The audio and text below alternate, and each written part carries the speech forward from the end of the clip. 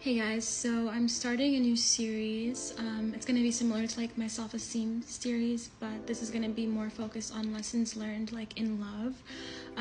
Because it's really easy to like get on here and just share like dating experiences, like there's enough of that, right? But like what are we actually like learning and taking away from the experiences that we're having while dating, while trying to find the right match, you know what I mean? So let's get into it. Also, just a reminder, if you want to work with me one-on-one and you want to be a part of my EMPRESS of ESTEEM program, a program where I walk you through the actual physical things that I did to raise my self-esteem, then you should definitely check out the link in my description to learn more about that.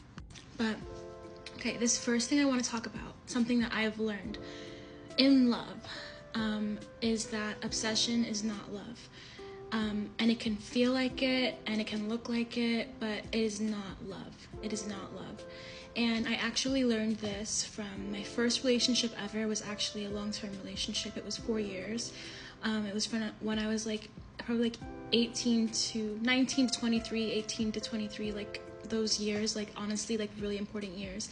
I spent it with somebody and this was not the right match for me. It was a really like toxic relationship for the majority of it.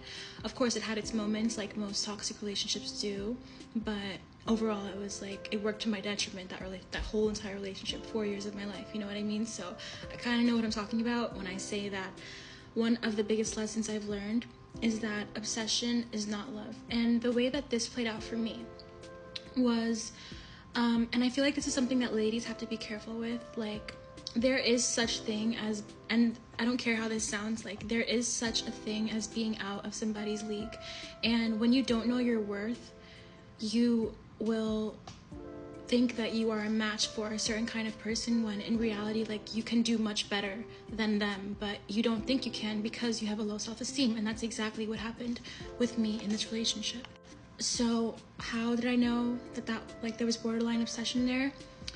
First of all, toxic relationships are really addictive, so there probably is that element playing out in one way or another. But you know, my phone would be ringing constantly. He would always be calling me, always be texting me. When he got me on the phone, he wouldn't want me to hang up, and even if I had like an actual reason to hang up, like he would still continue calling me. He would get mad when I didn't answer.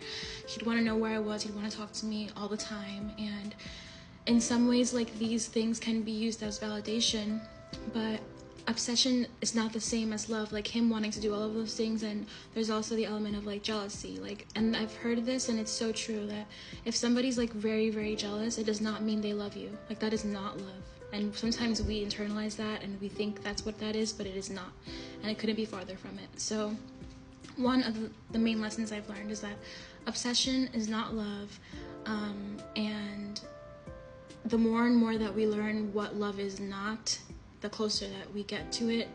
And that is just like one of the first things that I really learned when I reflected back on that relationship. So if you like this series, definitely leave me a like, and follow me on TikTok.